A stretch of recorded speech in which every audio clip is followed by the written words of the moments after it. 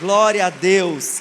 Hoje é dia dos pais, eu tenho uma palavra especial para ministrar ao coração dos pais. Eu e minha esposa, nesse ano, nós fizemos um acordo que no dia das mães teríamos uma palavra especial para as mães e hoje no dia dos pais também teríamos uma palavra direcionada, reforçando, repetindo e recordando os princípios do Senhor nessa área da paternidade. Mas antes de entrar em si no texto em que nós vamos compartilhar, eu queria perguntar para você se de repente você já viveu uma situação do seu automóvel, da sua moto estragar. Quem aqui já passou por essa infeliz experiência, de repente precisando tanto do seu automóvel? Levanta a sua mão, quero saber, praticamente, boa parte aqui já teve essa experiência.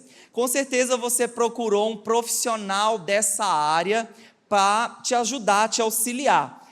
Eu quero muito agradecer, lógico, aos profissionais dessa área da mecânica, mas com certeza você talvez já passou por essa experiência que eu vou relatar aqui agora. Então, de repente, seu carro estraga, você entra no Google, que é o que todos fazem, procura o mecânico daquela área, às vezes foi o radiador, às vezes foi o ar-condicionado, e aí você vai na primeira ou na segunda opção. E aí você chega naquele local, naquela oficina, e você, infelizmente, tem uma experiência ruim com aquele profissional. Por isso que eu não estou generalizando, existem excelentes profissionais, mas talvez você tenha uma má experiência com esse profissional, porque ele te dá um diagnóstico incompleto, ele não explica o problema. Por exemplo, eu nessa área de carro, eu só sei dirigir, só tenho minha carteira. Quando abre o capô para fêmea ali, meu irmão, eu preciso de ajuda do Google. Então eu mesmo, quando acontece uma coisa assim, quando ele está explicando ali, é como se um professor de física estivesse colocando várias fórmulas. Eu não entendo nada. Então imagina que esse profissional, ele está te dando um diagnóstico que é incompleto, ele não explica o problema de forma clara, e ele ainda te cobra por peças desnecessárias, e você paga altíssimo por aquele conserto, sai dali da mecânica e o seu carro não resolve o problema. Eu já passei por uma experiência assim, e o sentimento que talvez eu e você nós compartilhamos é um sentimento de desconfiança e um sentimento de frustração. Sim ou não? Com certeza. Mas aí você está desabafando com alguém próximo, e falando do drama do carro que não consertou, e às vezes a pessoa fala assim: olha, eu conheço um profissional de verdade, vou te dar o contato aqui, você pode ir lá, vou abrir as portas, vou pedir para ele te atender muito bem.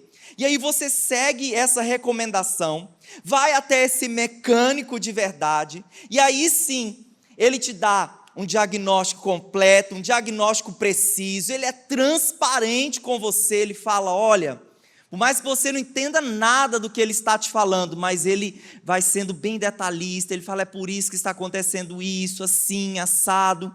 Ele é transparente com você, ele é íntegro, ele fala assim: somente esta peça não precisa mexer no sistema, somente esta peça precisa ser trocada. Ele te dá o orçamento, ele faz o serviço necessário e ele cobra um preço justo por aquela situação. E aí você sai de lá, graças a Deus, sem aquele problema e com aquele problema resolvido.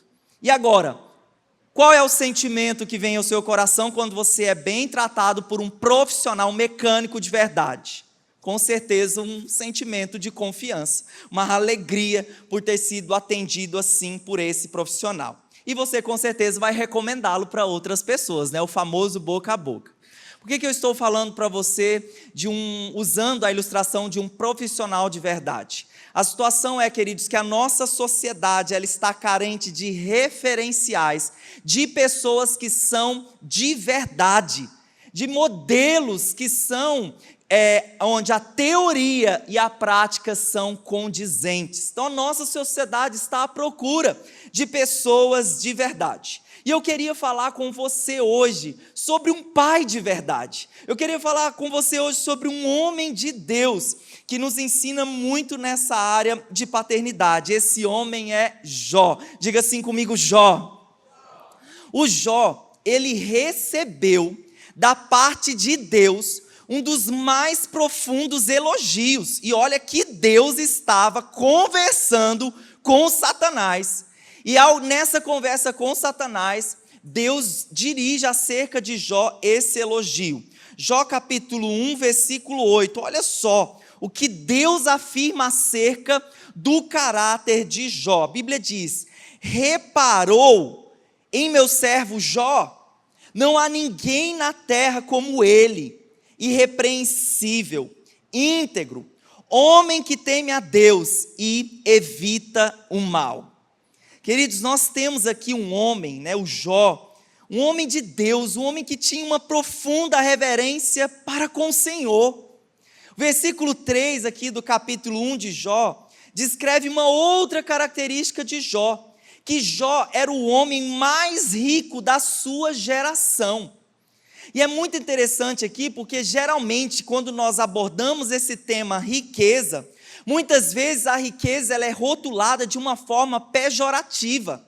Mas nós temos aqui um homem de Deus, que a Bíblia, que o Senhor faz um elogio tão profundo, um homem que era profundamente reverente ao Senhor, e era também um homem mais rico da sua geração. Ou seja, essas duas características, elas podem sim andar lado a lado, sem nenhum problema.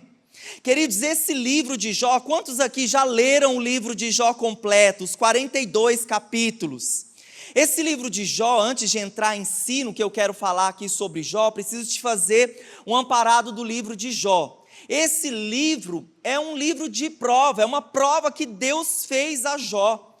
O Jó, ele foi provado em algumas áreas, e uma dessas áreas ele teve que provar que ele amava mais a Deus do que o dinheiro, mais a Deus do que a sua família e mais a Deus do que a si mesmo. E 5 áreas importantes da nossa vida foram duramente golpeadas pelo Senhor nessa prova a Jó. Jó foi provado na área financeira, Jó foi provado na área do casamento, Jó foi provado na área da saúde, Jó foi provado na área dos filhos e também na área das amizades. E quando você lê o livro todo, você sabe que Jó termina sendo restaurado pelo Senhor e sendo restituído de tudo aquilo que ele havia perdido. Mas nós vamos concentrar nessa palavra no capítulo 1 de Jó.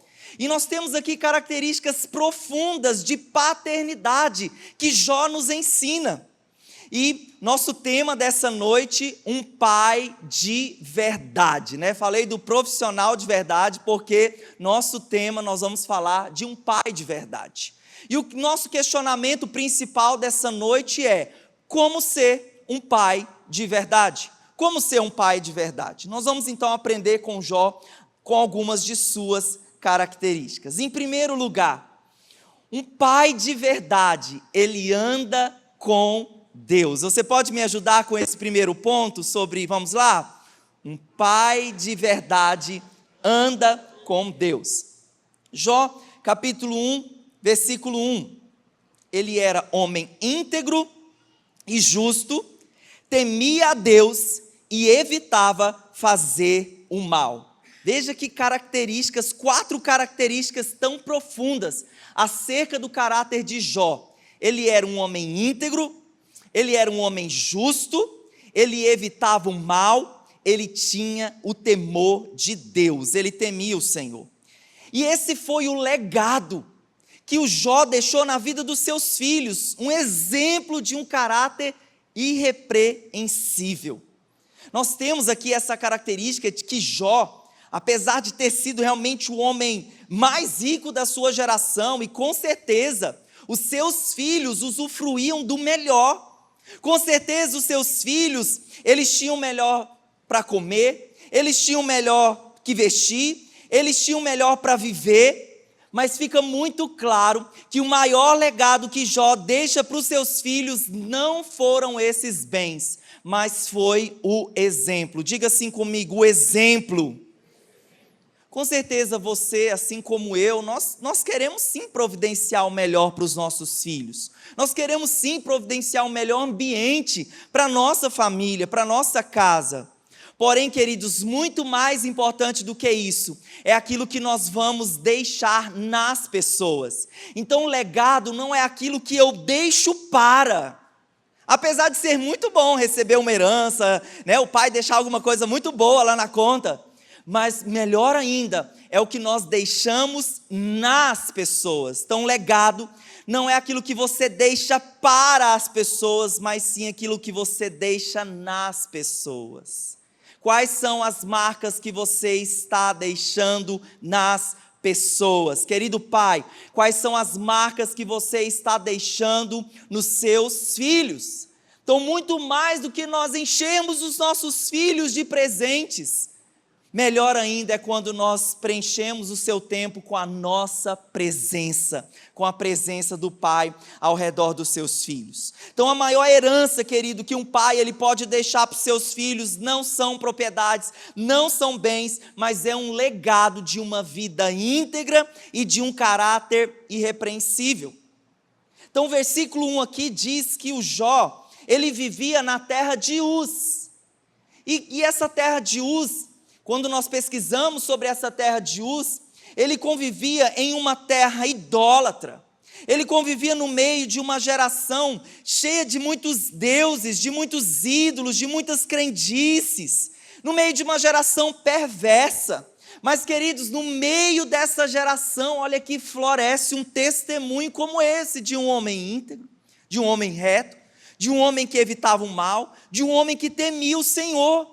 E o que isso fala comigo e com você? Pode ser que a nossa sociedade, o Brasil, nós estejamos vivendo os piores dias, os dias da volta de Jesus. Talvez a nossa cultura seja tão depravada. Talvez as coisas que os nossos olhos veem, os nossos ouvidos ouvem, sejam coisas terríveis. Mas, querido, assim como Jó viveu no meio daquela geração, daquela terra, mas ele teve um caráter íntegro, justo, evitava o mal e temia Deus. Assim também, eu e você, nós podemos viver com integridade no meio de uma geração perversa. Posso ouvir um amém? Eu e você, esse é o nosso maior desafio, é viver no meio de uma geração perversa.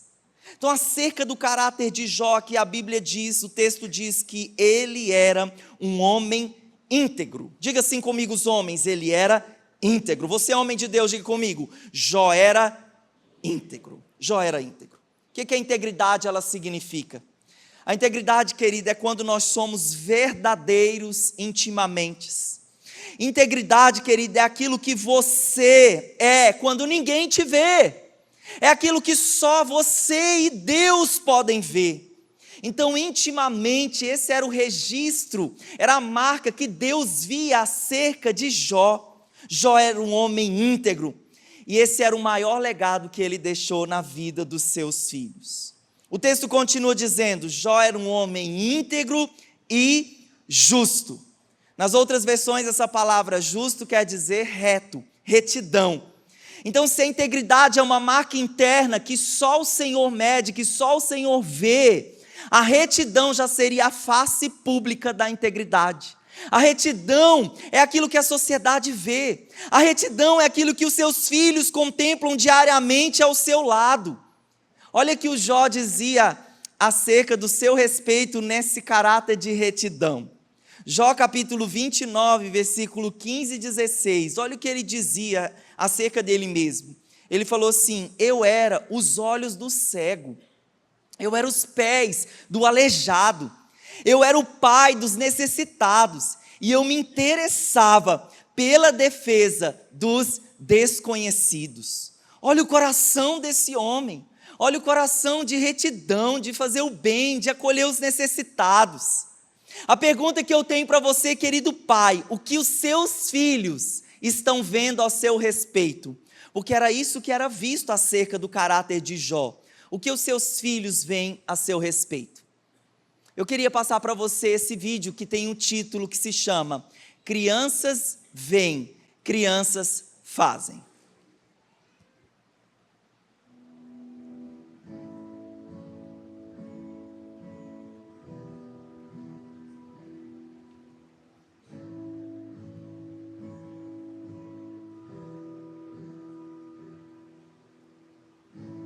Looks like rain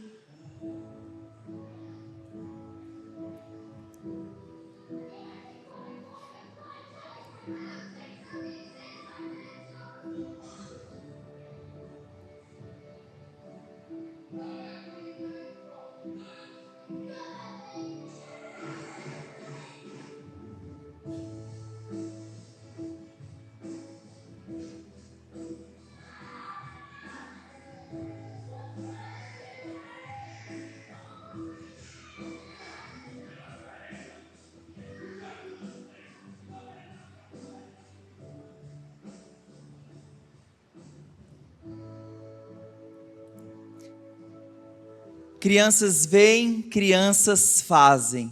O que os seus filhos estão vendo ao seu respeito? O que os seus filhos estão vendo ao seu respeito?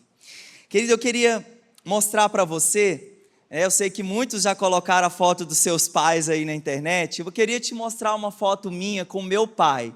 Pode colocar uma foto minha aí com meu pai? Olha só, eu quando tinha meu 1 aninho de idade, meu pai já partiu para o Senhor no ano 2000, e meu pai deixou marcas profundas no meu coração e na minha família. Geralmente o pastor vem com uma Bíblia azul aqui para o púlpito, geralmente o pastor traz a Bíblia dele, e hoje eu trouxe para você essa Bíblia reformada, até por fora, a Bíblia do meu pai, a Bíblia do meu pai. Eu pedi para a mamãe, onde está a Bíblia do papai? Traga para mim, que ela tinha achado na casa do meu irmão.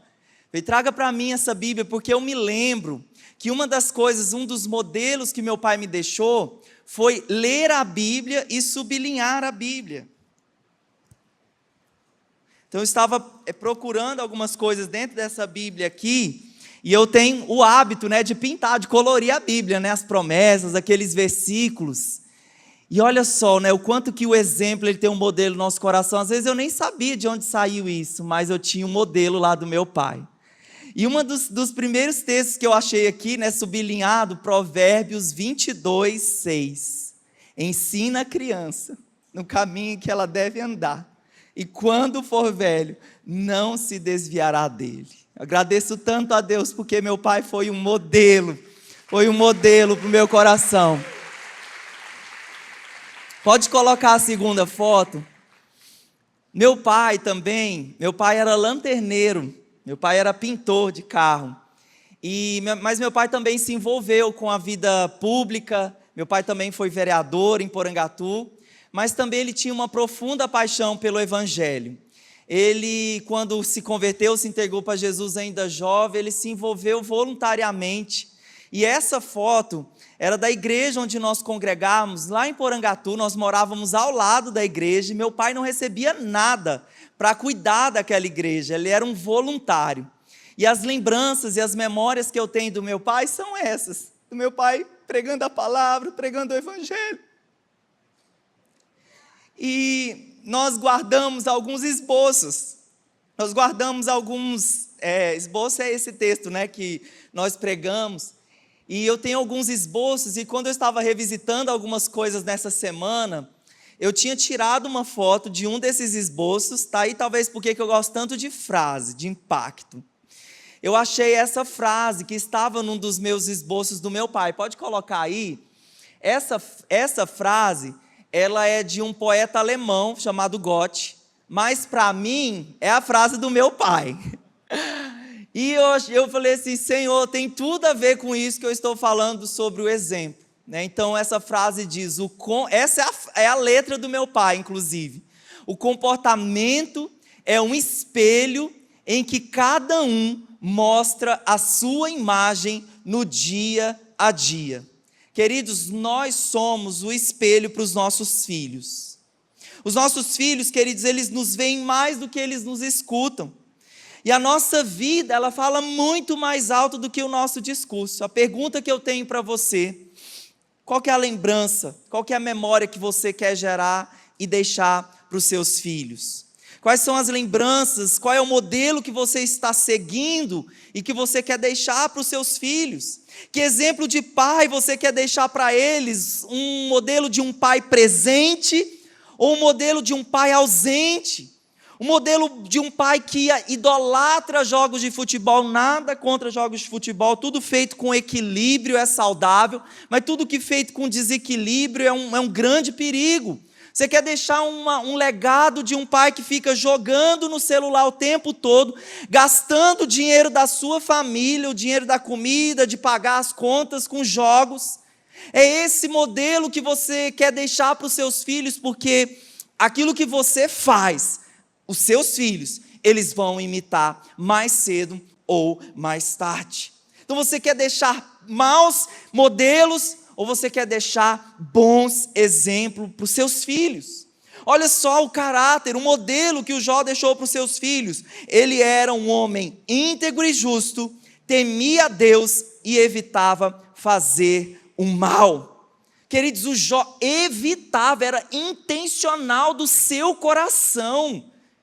Não era que era proibido e por isso ele não fazia, não, ele evitava fazer o mal.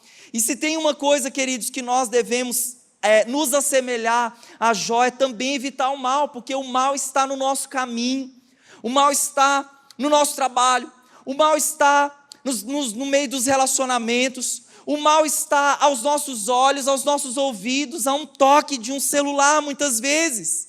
Mas nós temos aqui o modelo de um homem que se afastava, que evitava fazer o mal. E por quê?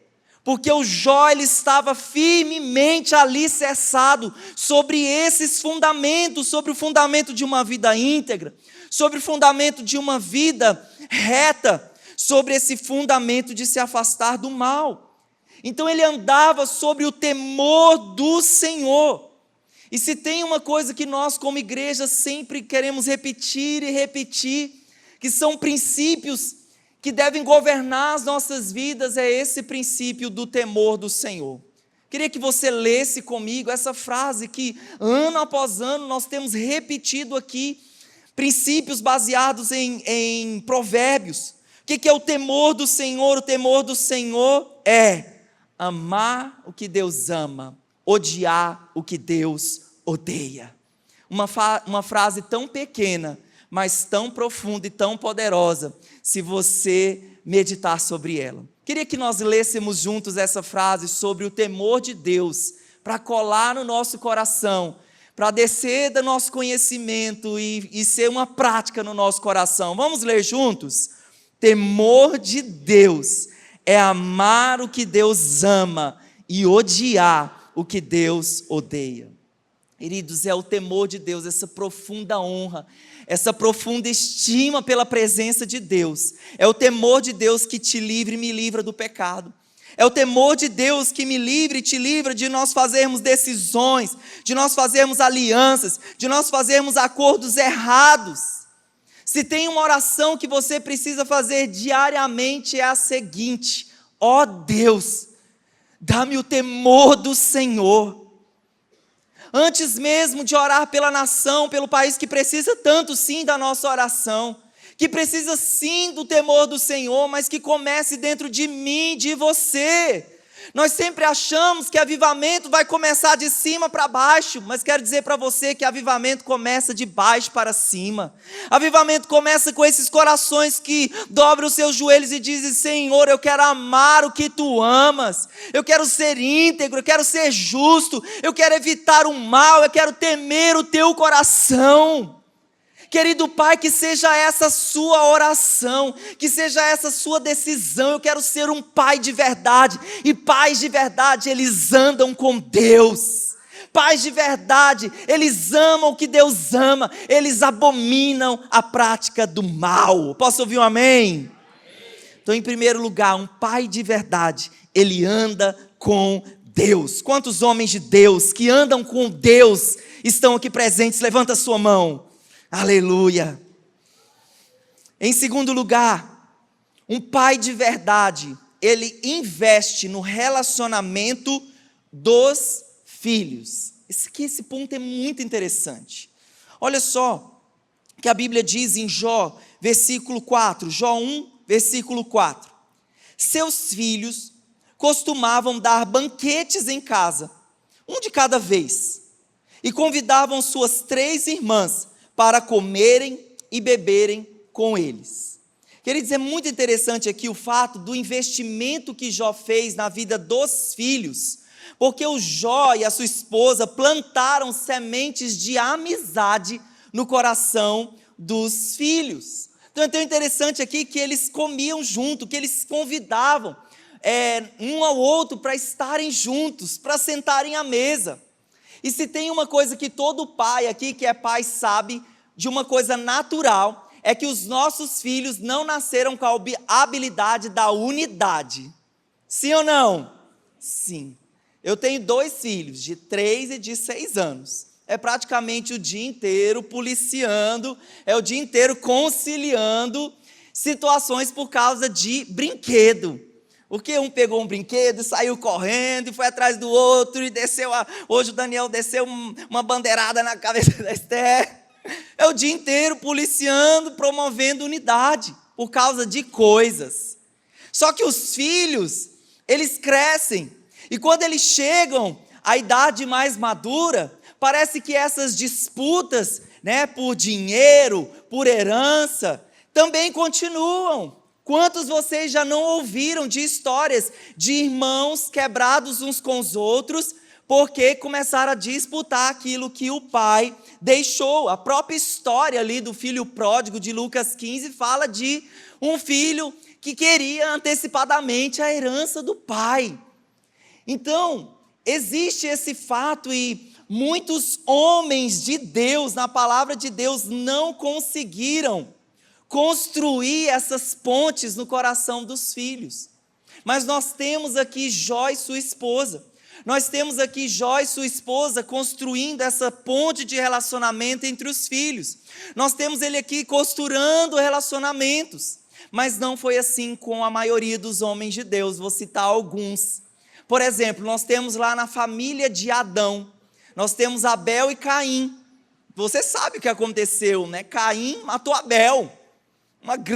Uma coisa horrível que aconteceu naquela família. Nós temos na história de Abraão, Ismael e Isaque. Todos esses conflitos aí do Oriente Médio ainda hoje entre judeus e árabes, fruto dessa cisão entre os filhos de Abraão. Aí vamos trazer para os filhos de Isaque, Esaú e Jacó. 20 anos Esaú e Jacó degladiando mentiras, traições, confusão entre esses filhos. Quando nós partimos para a história de Jó, os filhos de Jacó, né, aquela venda ali de José como uma mercadoria. Então, queridos, muitas pessoas, muitos homens e mulheres de Deus não conseguiram conferir essa bênção da unidade entre os seus filhos. Mas nós temos aqui o Jó. Nós temos aqui um bom exemplo do Jó, que conseguiu arrebanhar os seus filhos ao redor de si. Ele conseguiu investir no relacionamento dos seus filhos. Queridos, não basta que cada um dos nossos filhos, eles tenham sucesso profissional, em outras áreas da vida também, mas cada um deles estejam em um lugar, distantes um do outro, sem amizade ou sem companheirismo. Nós precisamos, como pais, vigiar na forma como nós lidamos com os nossos filhos. Porque os nossos filhos, eles têm personalidade diferente. Os nossos filhos têm características diferentes, eles são diferentes. Mas quantas vezes nós pais, nós comparamos os nossos filhos? Sim ou não? Sim, é verdade. Quantas vezes nós fazemos isso? Então, o nosso trabalho como pais é realmente investir que os nossos filhos, eles sejam unidos e eles convivam em harmonia. Né? O meu sogro está aqui, levanta a mão, meu sogro, minha sogra. Meu sogro está aqui, seu Expedito. Cadê ele? Foi beber água, na hora que eu vou falar do sogro. Mas, queridos, eu estou casado há 10 anos com a minha esposa. Falando do senhor, seu Expedito. 10 anos que eu estou casado com a minha esposa. E nesses 10 anos, eu nunca presenciei. Eles têm 6 filhas. E essas 6 filhas, nós nunca presenciamos picuinha entre elas. Elas são, lógico, né? Até a Luana falou, nós já brigamos, já. Mas assim, eu não presenciei essa coisa de ficar uma de mal com a outra, sem falar um com o outro. Isso é muito lindo. E não somente eles, né, essa família, mas tantas outras aqui nós vemos essa harmonia, essa construção de investimento de relacionamento com os filhos. Isso é muito lindo. E uma das práticas, né, então, qual é a prática? Como é que o pai pode fazer isso na prática? Então o texto diz aqui que eles banqueteavam juntos, que os 10 filhos, 7 eram homens, 3 mulheres, eles convidavam entre si para festejar, para comer à mesa. Então um dos maiores segredos que nós, como homens de Deus, podemos administrar em nosso lar, se chama tempo de mesa, se chama culto doméstico. Quantos aqui fazem seu culto doméstico? Quantos aqui têm o privilégio de comer, de sentar à mesa com a sua família? Levanta a sua mão. Queridos, está aí, parece, pastor, não é uma coisa nada espiritual isso que o Senhor está fazendo, sentar à mesa para comer, mas quero dizer para você que é algo extremamente espiritual. Então o que Deus confiou? O papel do homem, o papel do líder do lar. O papel do líder do lar é um papel de direção. Deus deu ao homem o papel de dar direção. Não sei se você já percebeu muitas vezes filhos órfãos, filhos que não conviveram com seu pai. Muitas vezes, o espírito da orfandade é um espírito que deixa aquele filho completamente sem direção na vida. Mas o filho que convive com um pai que dá direção no lar é um filho saudável, é um filho construído sobre um ambiente de proteção, que é um outro papel que o pai confere. Então eu falei de direção e falei de proteção. Então uma coisa prática que o pai pode fazer para construir unidade entre os seus filhos. Olha, a partir de hoje, nós vamos sentar à mesa todos os dias para nós fazermos refeições. Ah, pastor, mas não consigo na minha agenda fazer isso, mas priorize pelo menos uma vez por semana. Por exemplo, lá na minha casa, o meu culto doméstico, ele tem aproximadamente 3 minutos. Por quê? Porque nós pegamos um devocional para as crianças, isso é na fase que eu estou, de repente você está em outra fase, aí você vai aplicar, vai buscar em Deus do Espírito Santo outras formas diversas de fazer isso. Então nós pegamos um devocional com histórias da Bíblia, nós lemos para as crianças, às vezes eu até faço os teatros para as crianças. Depois disso, nós temos o versículo do mês ou da semana.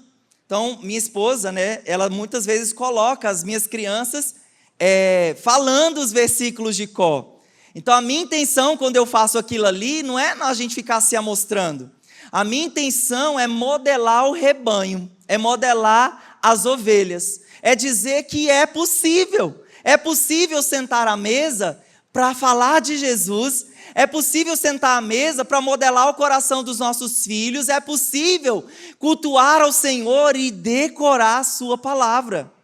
Então, quando você faz isso, você dá essa direção, beleza, então, o homem dá a direção do lar, olha, a partir de hoje, culto doméstico, a partir de hoje nós vamos sentar à mesa.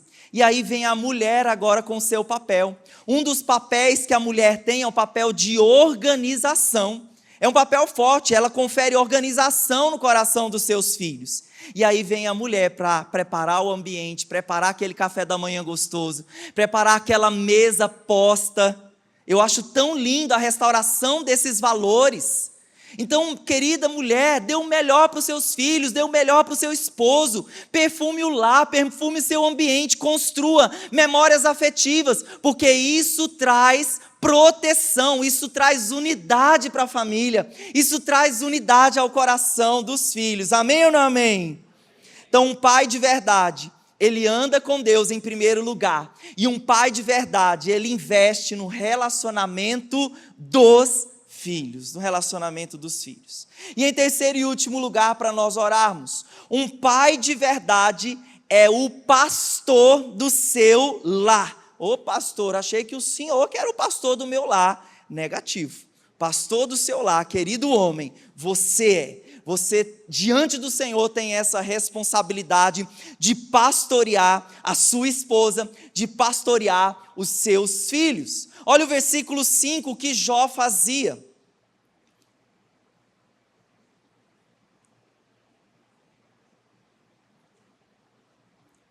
Terminado um período de banquetes, Jó 1:5, terminado um período de banquetes, Jó mandava chamá-los, os filhos, e fazia com que se purificassem.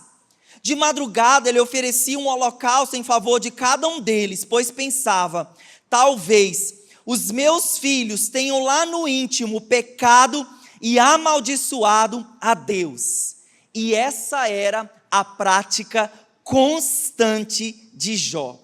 Se tem uma coisa, meus queridos irmãos, que o Jó se preocupava, se chamava salvação e santificação dos seus filhos. Repita assim comigo, salvação e santificação. Mais uma vez, salvação e santificação. Então, em primeiro lugar, com respeito aqui à salvação, ele oferecia holocaustos. Queridos, nós estamos falando aqui de um período antes da lei, porque Jó e Abraão, eles eram contemporâneos. O período antes da lei, que já havia ciência da prática de sacrifícios de animais, e que a expiação, que na teologia, esse derramar do sangue, chamado expiação, tinha o poder, falava de cobrir os pecados, falava de perdão dos pecados. Hebreus capítulo 9, versículo 22 diz: sem derramamento de sangue não há remissão de pecados. Que foi o que o nosso Senhor fez por mim e por você, quando Ele morre na cruz, quando Ele derrama o seu sangue, como diz 1 João 9, se confessarmos ao Senhor os nossos pecados, Ele é fiel e justo para nos perdoar e nos purificar de toda impureza. Então aqui é uma mensagem, quando Jó sacrificava, derramava o sangue de animais, qual que era a preocupação do coração de Jó? Que os seus filhos estivessem debaixo da aliança do sangue, que os seus filhos fossem salvos, então de todas as coisas que eu te falei aqui nessa noite, se tem uma coisa que deve ficar registrada no seu coração, é de que uma das maiores causas que eu e você nós devemos ter acerca dos nossos filhos, porque, querido, não adianta que os seus filhos morem em uma boa casa, apesar de que isso é fundamental. Não adianta que seus filhos tenham uma boa roupa, que eles estudem em uma boa escola, que eles tenham uma boa formação, que eles entrem pelas portas das melhores multinacionais para trabalhar, tenham uma carreira brilhante. Mas, queridos, se os seus filhos não forem salvos, esse troféu é um troféu de palha. Essa recompensa é uma recompensa passageira, é algo que vai ficar nessa terra.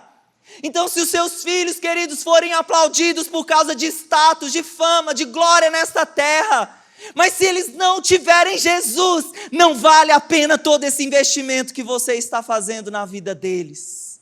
Esse é um troféu passageiro, esse é um troféu que vai ficar nessa terra.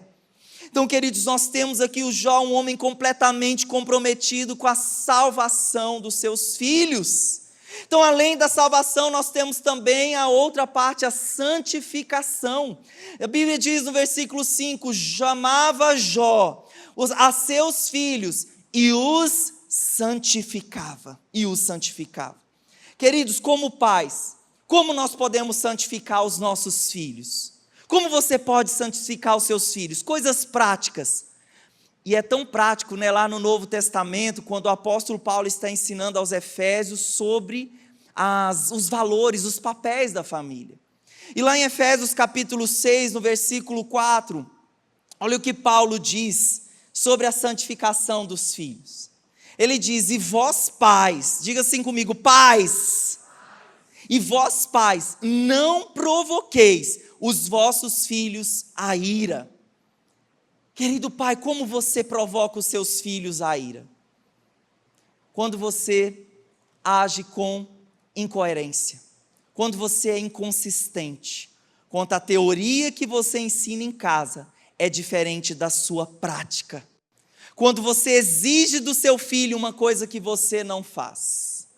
Eu já disse algumas vezes aqui um dado estatístico de jovens cristãos ou filhos de cristãos que ao adentrarem nas portas das universidades, fazer universidade é de Deus, precisamos ter os melhores cientistas, os melhores profissionais, sim, mas as estatísticas revelam que muitas vezes quando eles entram lá e eles são confrontados na sua fé, se a sua fé não está tão consolidada, se os valores ali na família não forem realmente muito fortes, muito coerentes, as estatísticas dizem que esses jovens eles vão embora, e eu conheço vários que infelizmente foram, que não conseguiram batalhar pela sua fé, quando começaram a ouvir as, que eu chamo, as sofias da vida, todos aqueles ensinos malignos que infelizmente são ensinados por aí, então como eles não estão tão firmes na fé, tão firmes na palavra, eles se desviam, e a estatística diz o porquê, porque o ensino de casa, eles olham assim, eles veem essa batalha contra os valores da fé e eles olham a prática verdadeira em casa. Então eles veem que o pai mente, eles veem que o pai troca um jogo para não congregar, eles veem que o ensino em casa é diferente daquilo que o pai ou que a mãe estão falando. Então nós provocamos os nossos filhos à ira quando nós somos inconsistentes. Nós provocamos os nossos filhos à ira também quando nós comparamos um filho com o outro. Quando nós usamos 2 pesos e 2 medidas com eles. Quando nós agradamos mais a um do que ao outro. E queridos, como então nós podemos santificar os nossos filhos? Esse mesmo versículo diz: e vós pais, diga comigo, pais. E vós pais, não provoqueis os vossos filhos à ira, mas criai-os na disciplina e na admoestação do Senhor. Queridos, aqui esse versículo 6 que fala esse pais, por isso que eu pedi para você repetir.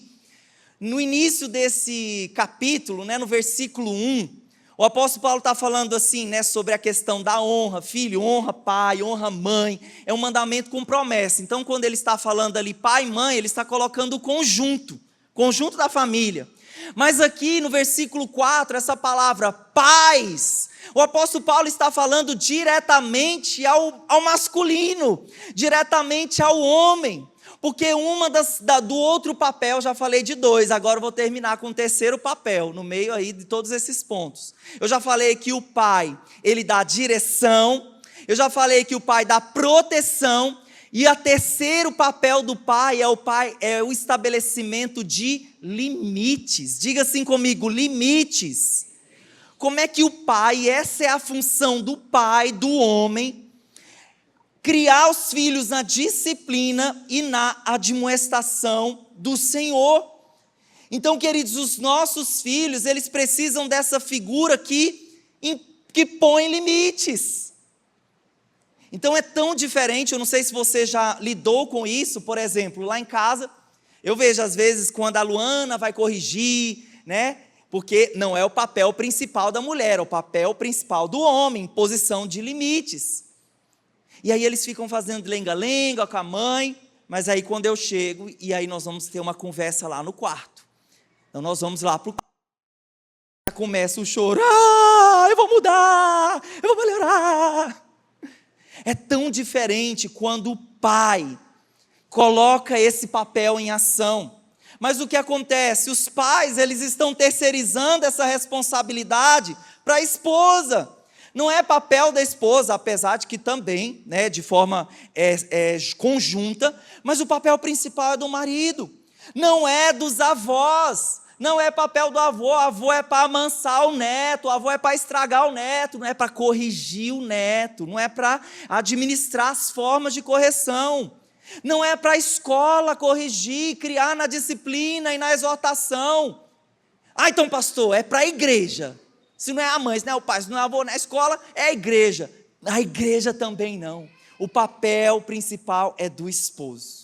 E nós precisamos de homens de verdade, de pais de verdade, que vão assumir a responsabilidade. E eles vão dizer como Josué: mas eu e a minha família serviremos ao Senhor com tudo que engloba isso. Eu posso ouvir um amém?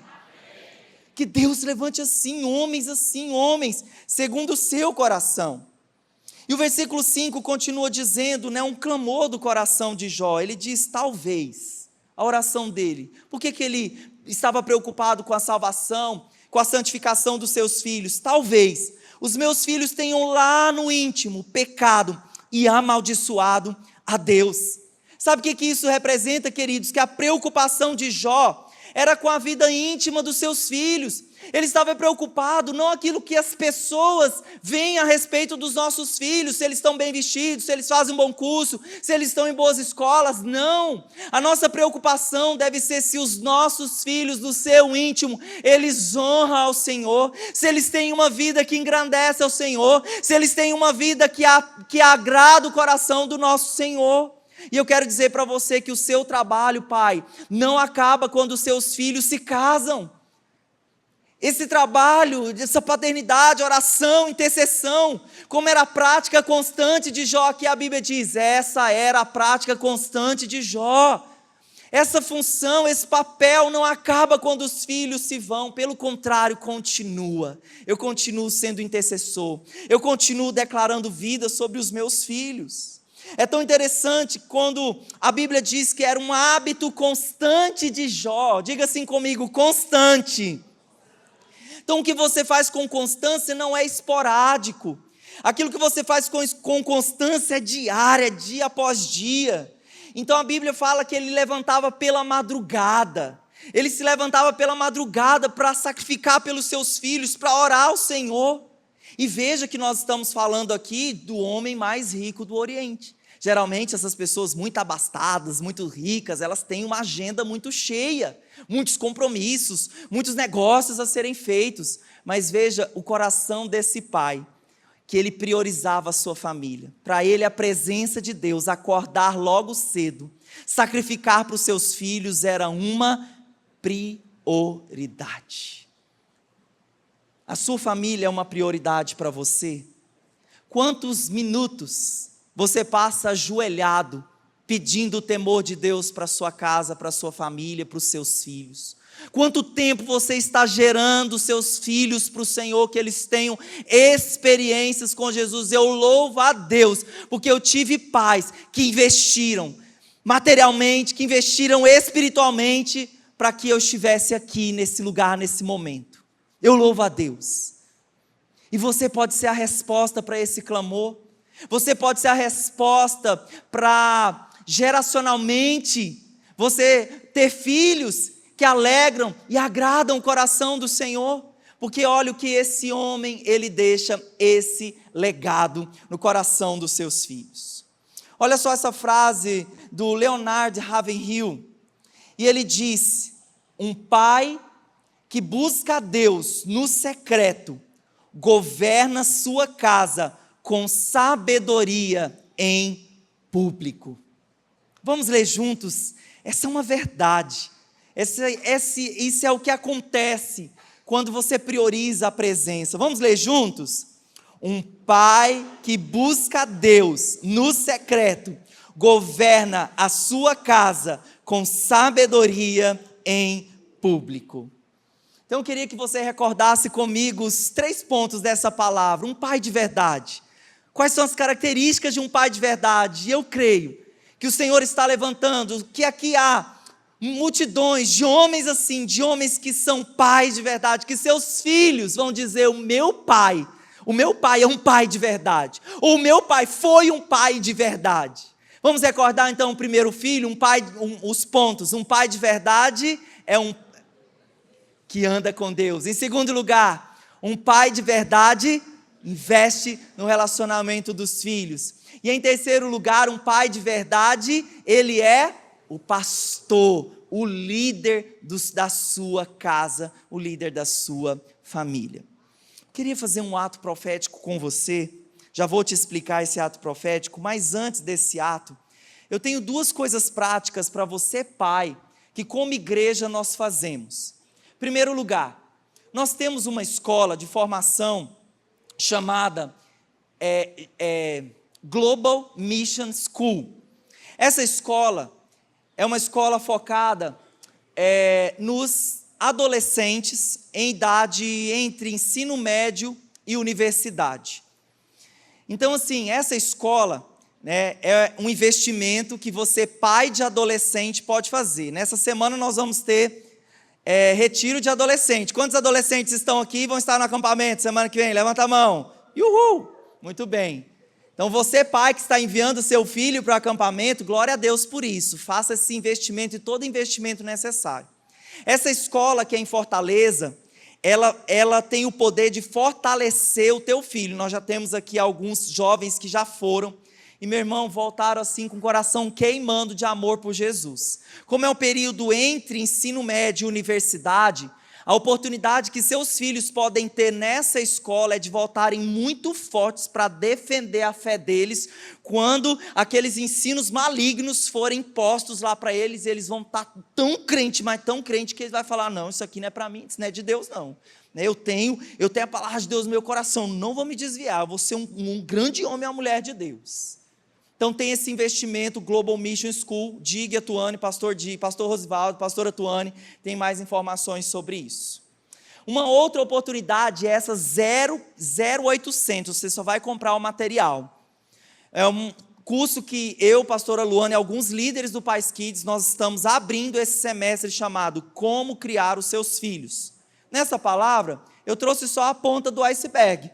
Existe algo muito profundo, muitos mais princípios nessa área de educação de filhos. Então esse curso é para crianças de 3 a 10 anos. Então procure lá no aplicativo, né? Eu tenho só 10 vagas. Então o Pedro e a Carol, né, já fizeram a inscrição, já viu o nome deles lá, espertos, né? Quem vai na frente, né, bebe água limpa. Muito bem. Então eu tenho para você essas oportunidades práticas de aprendizado, de nos aperfeiçoarmos, porque um pai de verdade anda com Deus, um pai de verdade, ele realmente investe na sua família.